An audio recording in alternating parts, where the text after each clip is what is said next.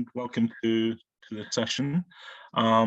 It's the first one I've done, and it's the first time I've used Zoom, so fingers crossed everything goes okay. Probably a little bit about myself. First of all, I'm the principal examiner for the lower secondary science course. I started teaching in about 1985. For many years, I was head of the science faculty in a large school in Northern England. But I've also worked abroad. I worked in Spain for 6 years. So that was really valuable experience because I got used to teaching science to students who were learning in what was often their second or third language. So very relevant to the course that I'm principal for.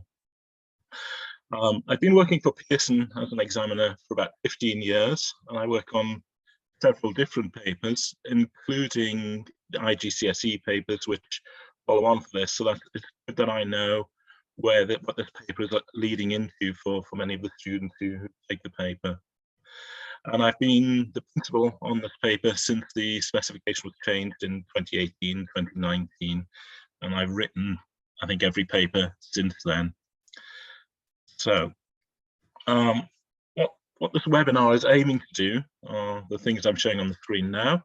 I'll start with a description of how the paper is produced. I think that's quite useful to know why the paper is as it is, and all of the constraints that are in place, and the things we do to try and make sure the paper is fair and valid for the students taking it. I'll then talk about how the paper is marked, and I think there's some useful things in there that you can pass on to students, which might help them with exam technique and things like that. I'll talk about a little bit on how we set the grade boundaries, and then I'll try to talk a bit about the principal examiner's report, which I produce at the end of every exam session, and try and push that and encourage people to read that. And part of that will be trying to give a little bit of advice on some things that pop up that might be useful to know, that will help you to prepare your students for the exams. That should take, I'm hoping, about 30, at most 40 minutes, and then we'll have some time for questions and answers. I'm happy to try to answer any questions you might have. If you have questions while I'm talking, if you want to type them into chat, I'll try, if I can, to keep an eye on that and answer them as we go along. I'm happy to do that. So first of all, talk about the writing process. And the aim is to produce a paper that's based as closely as we can on the specification. There shouldn't be any big surprises in there. We work very hard to make sure and double check that everything is covered. Everything in the paper is covered in the specification. That's not to say we can't set things in different contexts, and that's often what we do. One of our main aims is to make sure the paper is consistent in its format and similar to previous series. So there shouldn't be any surprises. You should see each series, the paper is very, very similar. And very important is that it's consistent in standard with previous series. We work very hard to do that. The constraint that I work towards when I'm writing the paper, try to ensure that happens.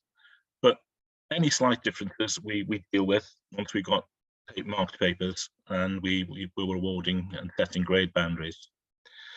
We want to be fair and make sure the paper is accessible to all students. We're very aware of language we use and so on.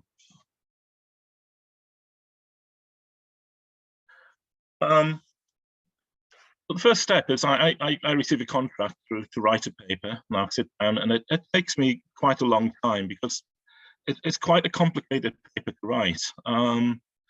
As you know, we've got 80 marks, 60 marks in section A, which is based on the biology, chemistry, and physics content, and then 20 marks for section B, which are covering scientific inquiry. So first of all, I've got to hit that and make sure I've got the right number of marks in each section. But then there are lots of drivers that I need to ensure I meet as well. For example, as you know, when we grade, the students are graded S1, S2, S3, or S4, and I have to make sure there are the right number of marks available at each of those different attainment levels. As well as that, I've got a target that a certain number of questions have to be accessible with a low cognitive demand and a certain number with a medium cognitive demand. Then of course we've got the 4 attainment targets. They are 1, 2, 3, and 4. So roughly they are based around knowing something, understanding something, applying something, and drawing conclusions and so on. Evaluating.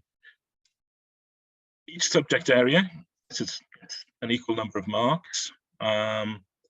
And then we have different question types, and I've got to fit in a certain number of maths marks as well. So all of those drivers, it's a little bit like those tile games. That's why I put the picture there. You change one thing and it has an effect on everything else. And very often we're shuffling things around and trying to rewrite questions to fit that, all of those drivers all at the same time. And that's what takes the time in doing this. The writing process is quite long and involved. There are about 8 steps. You can see, first of all, I'll sit down and I'll produce a first draft. And that's guided by all of those drivers I've just talked about. There's a spreadsheet which we call an AOD, which is designed to help me keep track of those and make sure we get the right number of marks in each section.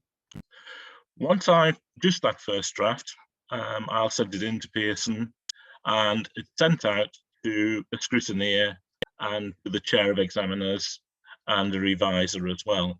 And they will sit down, they will go through that paper with a fine-tooth comb, and they'll really look for anything at all that they can find that they would feel could be better or could be better changed. So I receive that feedback, and then I will rewrite the paper in the light of the feedback I receive.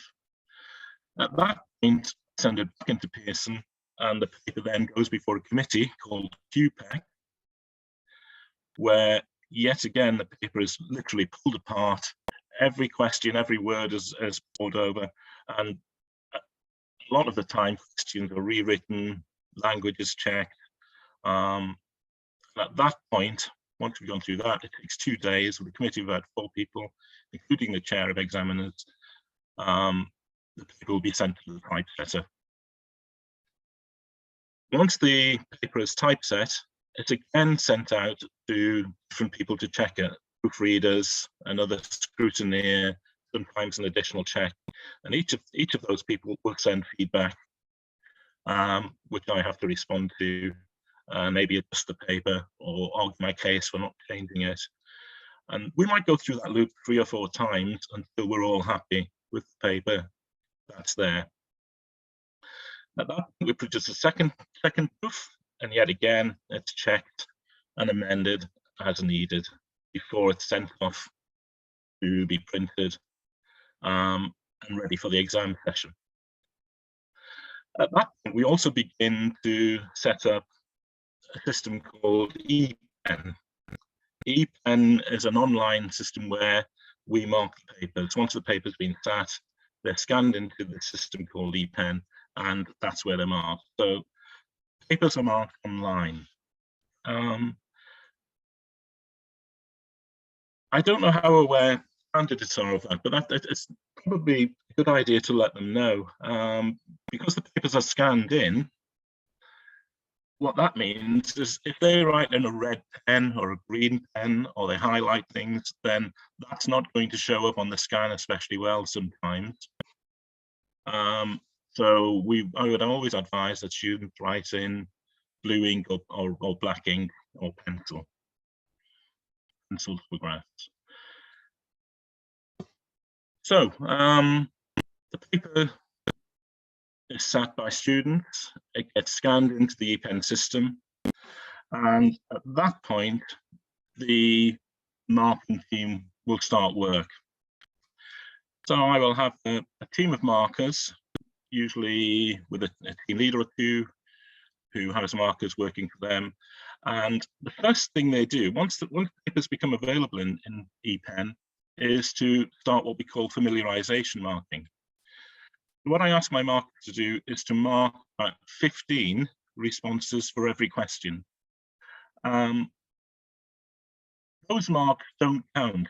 Everything will be remarked. This is just markers getting familiar with the paper, with the mark scheme, and with the way in which students are responding to the questions. After familiarization marking, any marks that have gone into the system are wiped out and then will be remarked again. But during familiarization marking, the markers, they will report back to me, telling me how well particular questions are performing, if students are answering them in the way we intended, or if they found another way of answering it that we hadn't thought of. And all of that feedback is very, very useful, because I use it then to rewrite the mark scheme. It won't be a full rewrite, but we will amend it, and we'll take into account all of that feedback that we get back in from markers. So we end up with a final mark scheme. And at that point, I ask markers to destroy the draft mark scheme they've been using, and only then use the final mark scheme. Part of what we also do is set up the online system to set up what we call standardization. All of the markers have to pass a standardization test to show us that they understand the mark scheme and can apply it in the way that we intend. And in that way, we ensure that standards are consistent across the paper. So we call it OLS. Once we've gone through the mark scheme and everything like that, the system is set up, and the first thing markers have to do is they mark 10 qualification items for every question. The senior marking team, myself and the team leaders, will have already marked those standardization questions, and markers are expected to get the same mark as we have given it. They see 10 for every question, and the pass mark for them is 8 out of 10.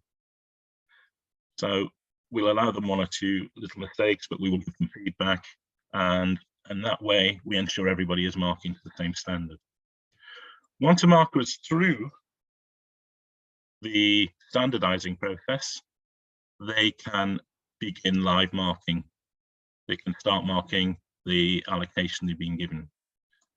Have I got a question here? I'm just checking.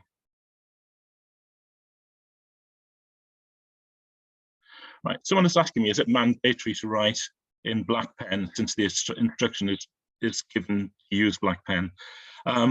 It's good advice to use a black pen, but blue ink would work just as well, as long as it stands out when it's being scanned. So black or blue is fine, but I would avoid red or green or anything like that.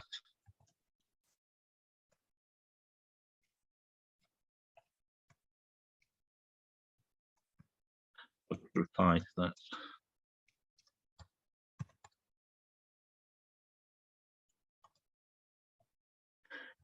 Okay. So during live marking, what happens is that a marker will work on one response at a time. So in that way, they get a good chance to get the mark scheme firmly in their head, and hopefully we achieve some consistency. We always try to mark positively and give candidates, give students the best chance to show us what they know. So if there's any way at all that we can give a mark, even if the mark is given with poor spelling or something like that, as long as we can read it and understand it, then we will give marks. I've got a couple of little examples here. This is a question where a student has given quite a nice response. They've been asked basically to describe the lime water test for CO2, and they've described it reasonably well. They've got used lime water was turned cloudy or milky, so that would be worth 2 marks, but they've crossed it out. In that case, we would still give the 2 marks, even though the student has crossed it out. If they haven't given an alternative response, we would give the marks anyway. If they cross it out and write something else, it's the something else they write, the follow-on work, that would be marked and get the marks. Another example. Explain why the structure of arteries and veins are different is the question.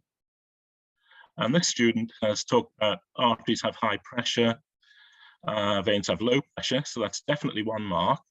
But they've gone on to talk about lumen. Now, lumen isn't mentioned in the specification.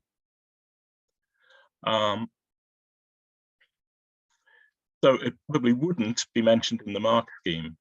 Having said that, I instruct my markers if something unusual like that comes up, if they recognize that it's of the standard we want, it's credit worthy, they can give the mark, or they can refer it to their team leader or myself. We will make a decision on whether we will count that or not. So we try our very, very best to mark as positively as we can and give credit where credit's due.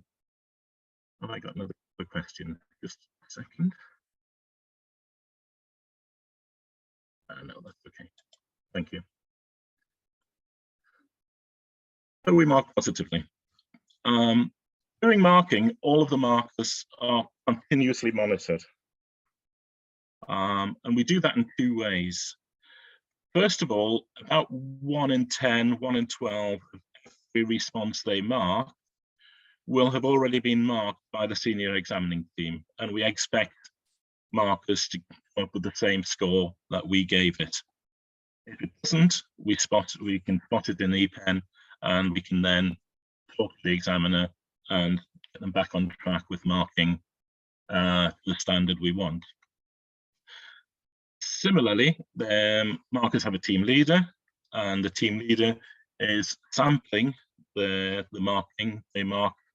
They'll sample the markers marking about 2 or 3 times during the marking period. And again, if it's not at the standard we want, we work with them to try and get them on track. If we find, having done that they're not marking accurately or as accurately as we would like, then they will be stopped from marking on that item. So we work very hard to make sure things are marked to standard and consistently. So it usually takes 2 to 3 weeks for all of the papers to be marked. And at the end of the period, every marker is expected to send me a report. And in that report, they will give me feedback on how things went, on questions that were answered well, questions that were difficult for students, common misconceptions, and so on and so on. And that feedback is very, very valuable, because that's the information that I will use when we go to the awarding meeting and set grade boundaries, and also it's the information I use to produce the examiner report, which is published online. So once all of those are in and I've looked at it and considered it, we move towards an awarding meeting. The awarding meeting is held with a committee of about four people, including the chair, myself, and some other markers. And how we decide on the grade boundaries is by looking very carefully at the paper and comparing it to a previous series. And we will look at scripts from both series, either side of the expected grade boundary. And we will compare this series with the previous series and make a decision on whether the demands of the current series are the same or very similar to the previous series, or we feel it's maybe more difficult by a mark or 2 or easier by a mark or 2. And based on that, then we will set the grade boundaries. So the grade boundaries will go up or down a few marks each time according to how the paper has performed. So we've already worked very hard to try and make sure the paper has a similar standard each time. Any slight variation is accounted for in that way. After awarding, I finalize my report, again, based on all of that information, and that goes online. I also get a lot of statistics, including things like the mean and mode mark, standard deviation for every question. All of that helps me produce that report as well. My aim in that report is to point out questions and topics that have been answered well, students cope well with, and areas where there are obvious weaknesses across the cohort, which might help you to sort of focus your teaching for the next series. The report always follows a similar sort of format. That will start with a sort of fairly general introduction, and then I go through question by question, almost every question, talking about how they've performed. And then there's a final summary. And I think the final summary is probably the bit that's most useful, because it's in there that I'll pinpoint things that are regularly coming up, that there might be a, if you read between the lines, there might be quite a bit of a clue that I was concerned that this wasn't answered well, so maybe that might come up in the next series and so on. The final summary, I think, is very useful. I'm now coming to the section where I'm thinking about practically some observations that I've made that maybe will help you with your teaching of and preparing students for future exams. A lot of this might be fairly obvious, but I think it's worth saying. On average, usually, almost every time, section A is answered better than section B.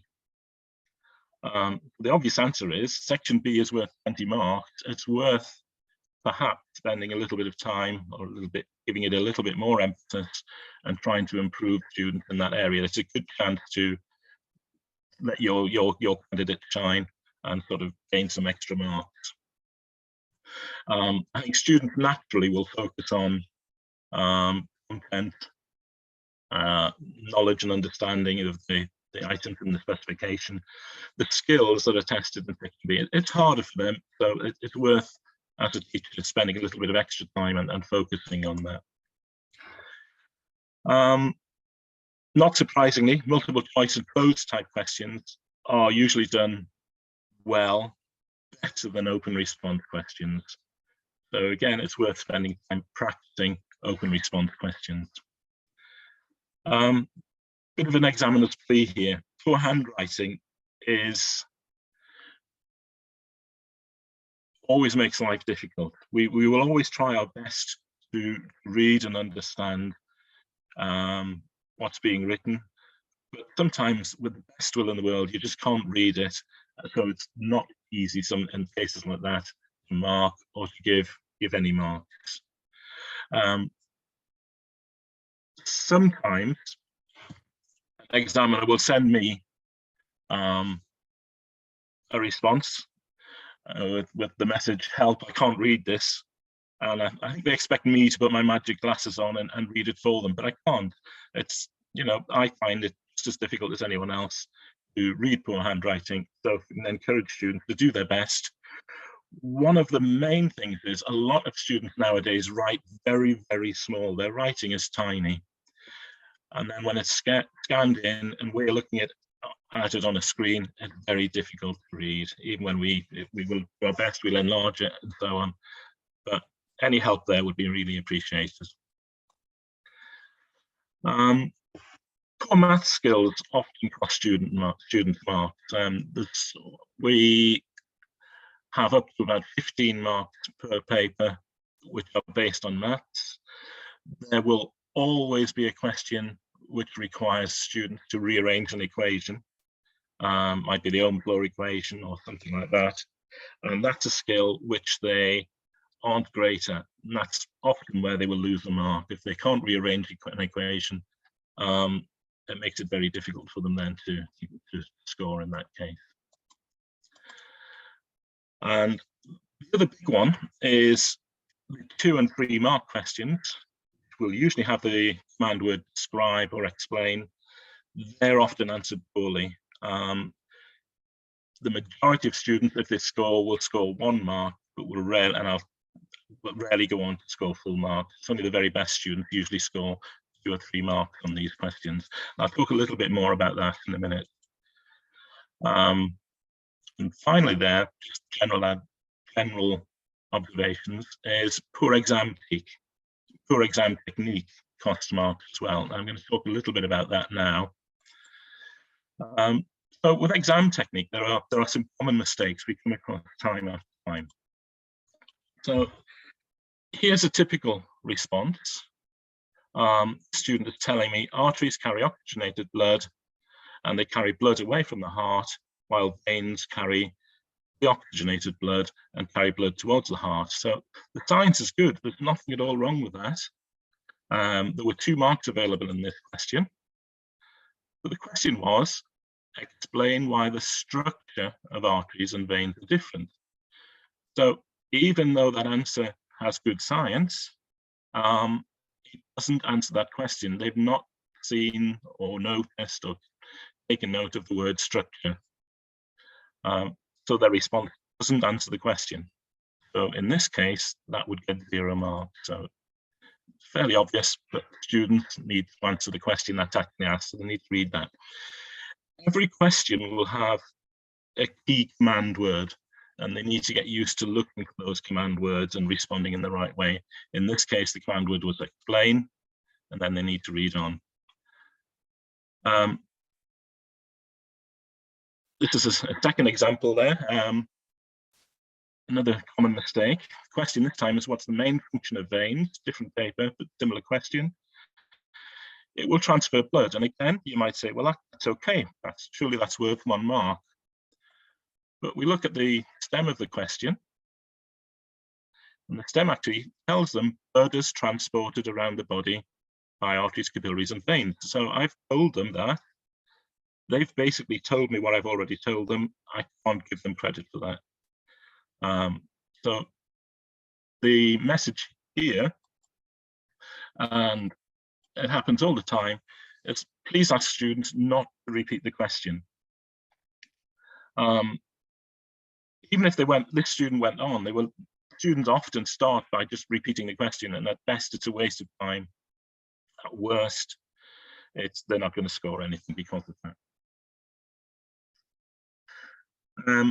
Another one, the message this time is, again, read the question, look for the key words, look for the command. So we're told draw 1 straight line.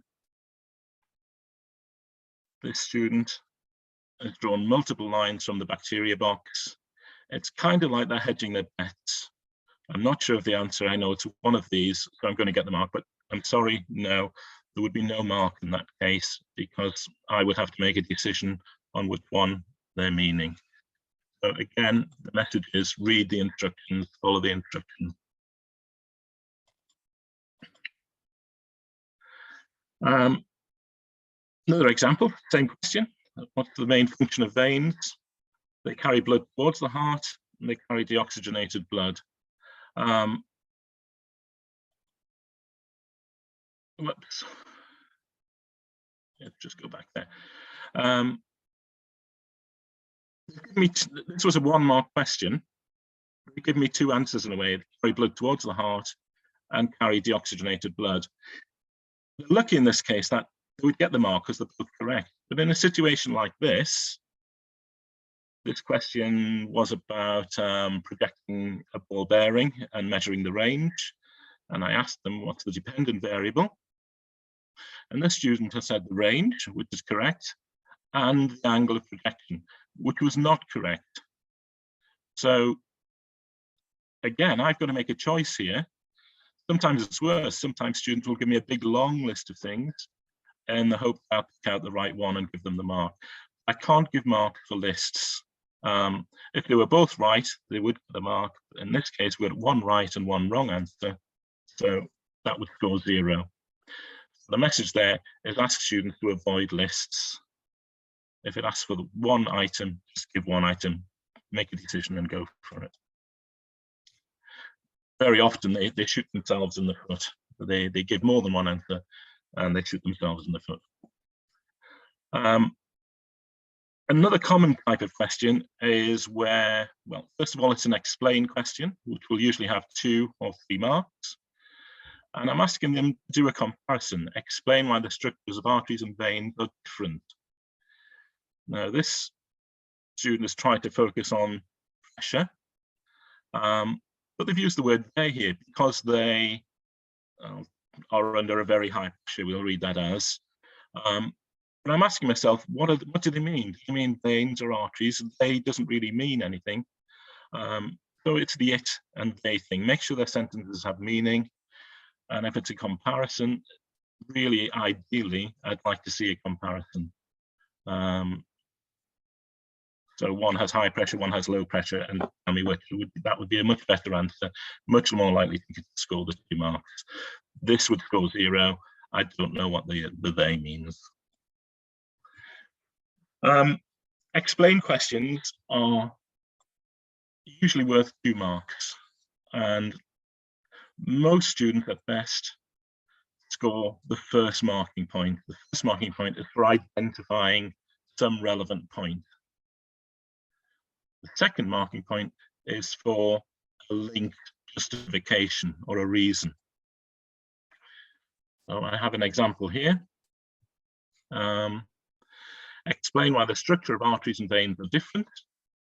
And the student has told me arteries have thick walls and a large lumen, while veins have thin walls and a small lumen. So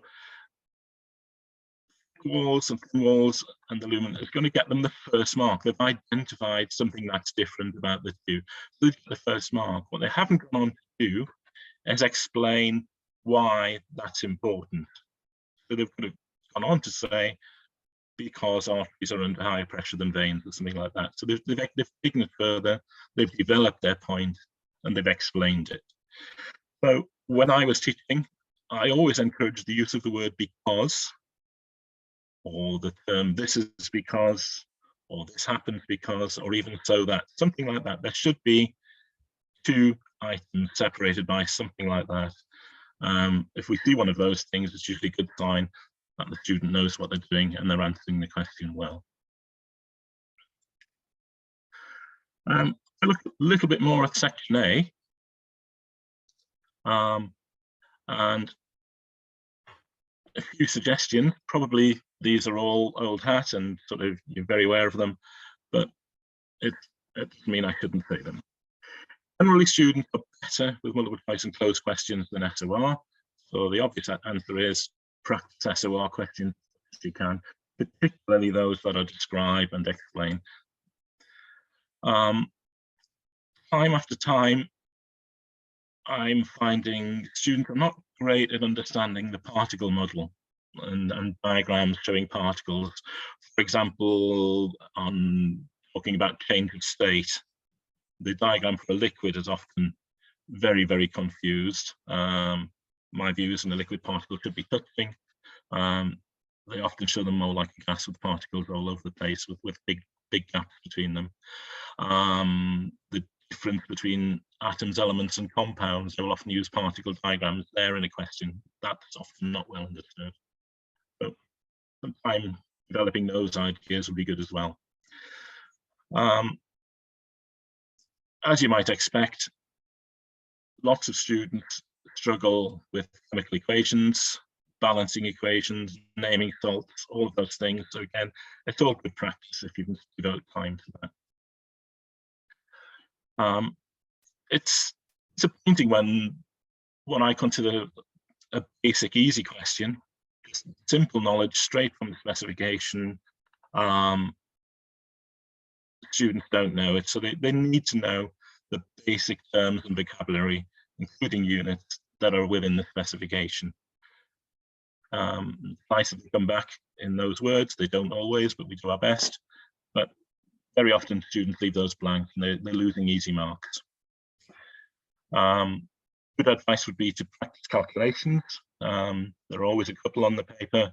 Rearranging equations is a skill which is important there. In section B,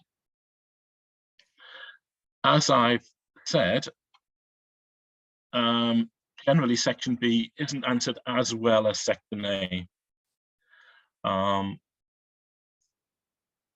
Even though from one series to the next, the questions are basically very, very similar. The thing that changes in section B is the context of the question. So there will always be questions where they're expected to identify variables. There'll always be some sort of data to analyze in a table or draw a graph, describe a relationship. There will always be very, very similar questions. It's just the context that changes. Best answers to questions in this section use that context rather than giving generic answers. So they will read the question, they'll make sense of what's going on, and they'll use the context there rather than just trying to churn something out that they've learned generically. With variables, students are usually fairly confident with independent and dependent variables. They're less confident with control variables. So making sure things are fair and valid, and giving reasons why it would be good practice, good thing to learn. And section B is worth 20 marks. As I've said, a lot of students are losing marks in that section. So any time you can spend developing their skills in that area will be time well spent. Graphs, bit of a mixed bag with graphs. We get some very, very nice, accurate, well-drawn graphs, and then other times we get an absolute mess to try and unpick. I'll try and talk a little bit more about what I'm looking for there in a second. One area that comes up time and time again, I will often ask the question, how can I describe the method? And the question here is, how can the student make sure the results are more reliable? And that's the answer I get time after time. Repeating and repeating it, repeat the measurements. And my view is, just by repeating experiments doesn't necessarily make them more reliable. I'd much prefer an answer like this one. Well, yes, you repeat it, but then what are you going to do with the repeats? And I'd like to see students telling me they will take an average, they'll use the average of the results, or I didn't go to the previous screen. There it is. Or compare repeated results, something like that. But just repeating on its own, often we won't give the mark for that. We would much rather see repeat and average, or repeat and compare, something like that for reliability. So let's talk about graphs. Lots of nice ones. Where are the marks given? There are marks given often for putting numbers on a scale. And we'd like to see a nice linear scale. They're going up evenly.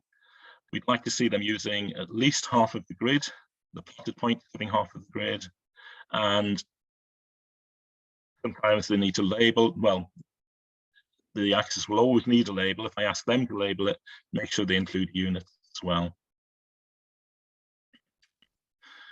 And avoid difficult scales. For some reason or other, some will go up in 3s and things like that, and then it makes their life very difficult to plot their points. That makes our life very difficult if we've got to check them as well. So avoid difficult scales, and try and use nice 2s and 5s and 10s and so on. Plotted points, we like to see them within plus or minus half a small square. And just a practical point, as I've said, the papers are scanned in. Some of them will tend to put like a small dot or a point, and very often it's difficult to spot those on the scan. So I'd much prefer if they use a cross of one form or another to mark their points, not blobs, not big blobs, because that isn't accurate and we will often deduct a mark for that. Line of best fit should be a straight line or a smooth curve. Usually at this age, the line will pass through all of the points I put on there, unless there's a deliberate anomaly. We don't like to see tram lines or sort of artists sort of type sketches and so on. So a nice smooth line, no double lines, no tram lines and so on. And not dot. A lot of them treat it like a dot puzzle, and they will include the anomaly as well. So avoid the anomaly, don't include that, and try to smooth out a curve if it's curved. Don't just go dot to dot. So it's all common sense, it's all stuff you all teach anyway, but they're the things we see coming up time after time. Often I'll ask students to describe a relationship. And there will often be 2 marks on this, and most students don't get the second mark, get the first mark. For example, in this top graph here, they might tell me as the voltage gets bigger, the current gets bigger also. So that would be 1 mark. The second mark is usually for them telling me a little bit more. In this case, they could tell me it's a linear graph, it's a straight line, or the current is proportional to the voltage, something like that. But they've told me a little bit more. So in my opinion, graphs tell stories. I want them to tell me the story of the graph. So 1 mark for an type statement. The bigger the voltage, the bigger the current. And then a second mark, they've described something to do with the shape or the gradient or the pattern. This mark is easy. Most of them get that. Far fewer get the second mark, so it's worth encouraging that. If the graph's more complicated, there's no harm in splitting it into sections and telling us what's happening in each section. So in this case, they could say the velocity increases with time, if the bottom axis was time, but then for the second mark, I'd like them to talk about a decreasing gradient or something like that, or even if they said it's not a straight line, it's a curve, they're showing me they recognize that something about that graph and about that relationship. Right, I think I've spoken for about 45 minutes now, so now I'm open to questions.